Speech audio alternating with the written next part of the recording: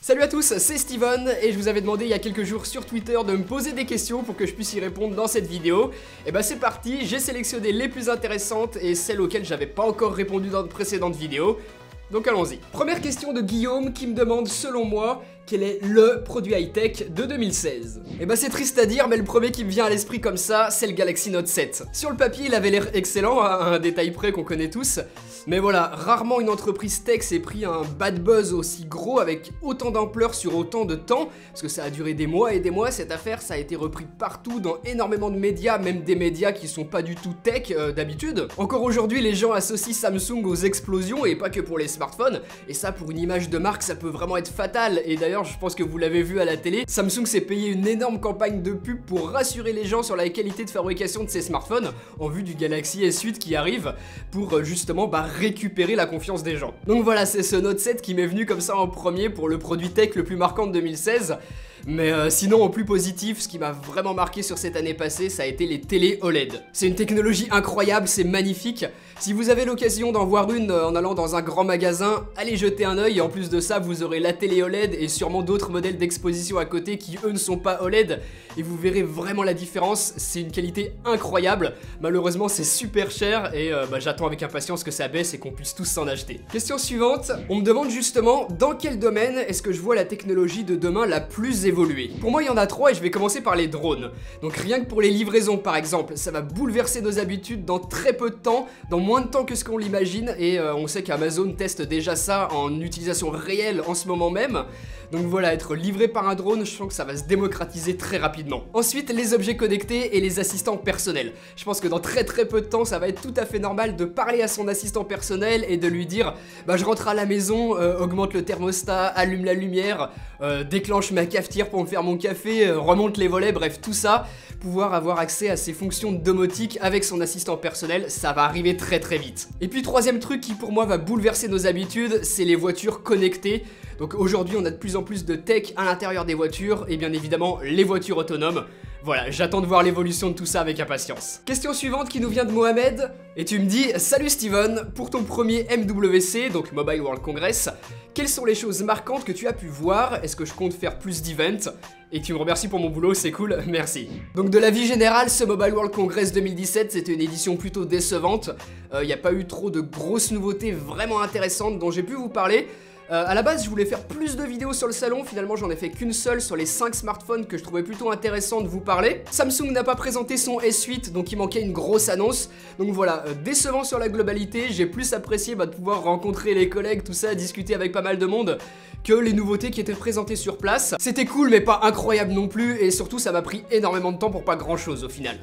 Donc question suivante, Brico Geek & Company, tu me demandes si je suis tout seul pour tourner et monter mes vidéos. Donc oui, je suis tout seul et franchement ça devient de plus en plus compliqué. Par exemple sur un salon comme le MWC dont je parlais il y a un instant, tout filmer tout seul c'est une vraie galère. Et même pour des vidéos classiques, tourner, monter, répondre aux commentaires YouTube, gérer les réseaux sociaux, envoyer des mails aux marques, répondre aux mails qu'on reçoit, ça prend un temps monstrueux et c'est clair que j'apprécierais d'avoir quelqu'un à mes côtés pour m'aider, pour me soulager sur certaines tâches.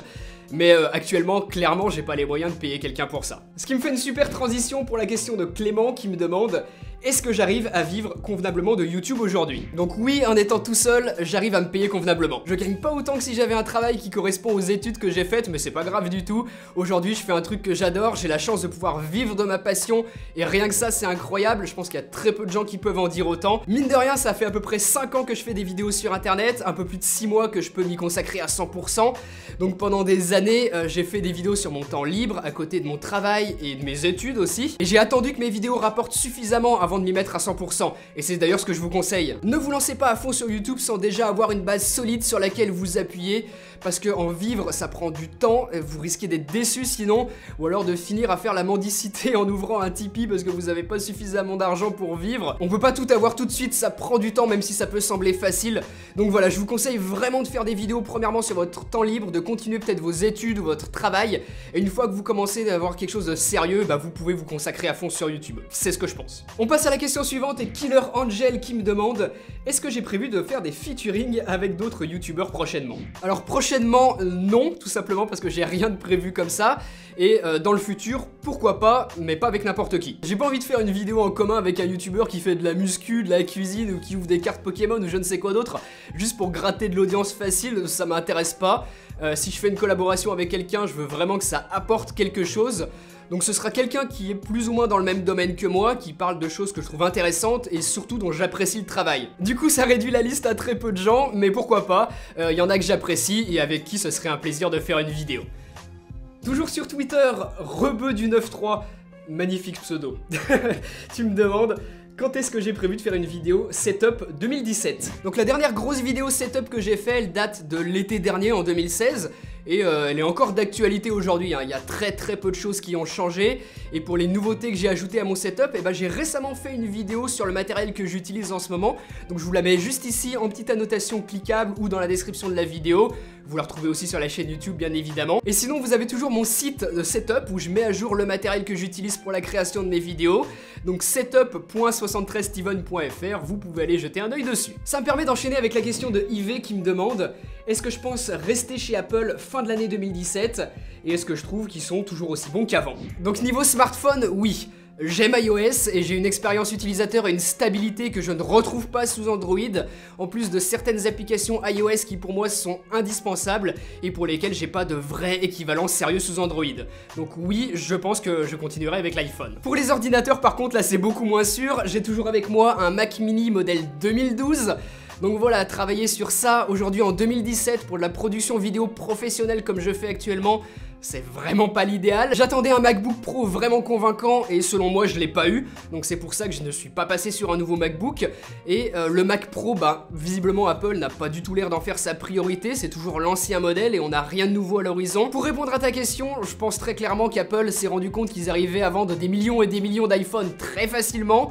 Et qu'ils ont un peu laissé de côté Mac et les professionnels de l'audio et de la vidéo, qui étaient pourtant leur cible historique. Donc je suis vraiment déçu de ce côté-là, et très sincèrement, si Apple ne sort rien de sérieux niveau machine de bureau là dans les prochains mois, j'envisage très sérieusement de me monter un PC, tout simplement. Une question qui est beaucoup revenue et dont je me devais de répondre et j'ai sélectionné la tienne.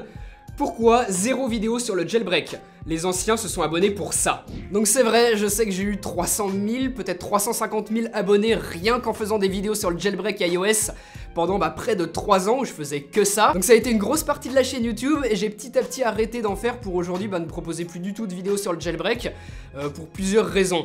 Déjà, je trouve que le jailbreak iOS est aujourd'hui beaucoup moins indispensable qu'il y était il y a quelques années. Les nouveautés qui sortent, c'est pas franchement des nouveautés, c'est des trucs vus et revus. Et j'ai mine de rien fait plus de 500 vidéos sur des personnalisations grâce au jailbreak iOS. Donc il n'y a plus rien qui m'excite vraiment dans ces nouveautés-là, je prends plus autant de plaisir qu'avant à le faire.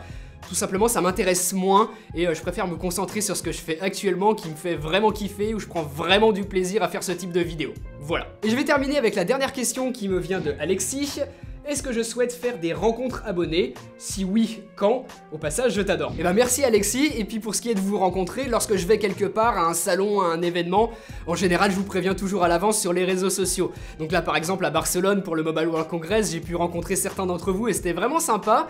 Mais j'ai d'autres événements qui sont à venir et je vais vous en parler, c'est l'occasion. Donc j'ai pris des notes pour pas vous dire de bêtises sur les dates. Donc je serai premièrement à la Video City Paris, c'est le 8 et 9 avril. Donc Video City, c'est vraiment la convention totalement dédiée à la rencontre entre les créateurs du net et le public. Très franchement, je suis pas un immense fan du concept, j'y suis pas allé l'année dernière. Cette année, je suis invité et je vais y aller parce que je sais que ça va faire plaisir à certains d'entre vous qui seront sur place. Mais très sincèrement, ça ne vaut pas la peine de payer votre place juste pour aller me voir moi, ne faites pas ça. Si vous êtes sur place, que vous allez voir d'autres youtubeurs que vous appréciez et que vous me croisez, passez me dire un coucou. Mais voilà, je vous incite vraiment pas à payer une place pour aller voir ça. Sinon, je serai au salon Game Tech, donc ça c'est les 10 et 11 juin, c'est près de Saint-Etienne. Je vous mets le lien du salon en description de vidéo parce que ça c'est un salon qui est beaucoup plus orienté tech, nouvelles technologies, tout ça. Il y aura pas mal de choses intéressantes à voir sur place et je serai présent le week-end. Donc voilà, si vous avez l'intention d'y aller, et ce sera pourquoi pas l'occasion de me croiser aussi. Donc voilà où je serai prochainement. Il y aura peut-être d'autres choses qui sont pas encore prévues au moment où je tourne cette vidéo, mais comme d'habitude, je vous préviens sur Facebook, sur Twitter, sur Instagram, les liens sont en description de vidéo.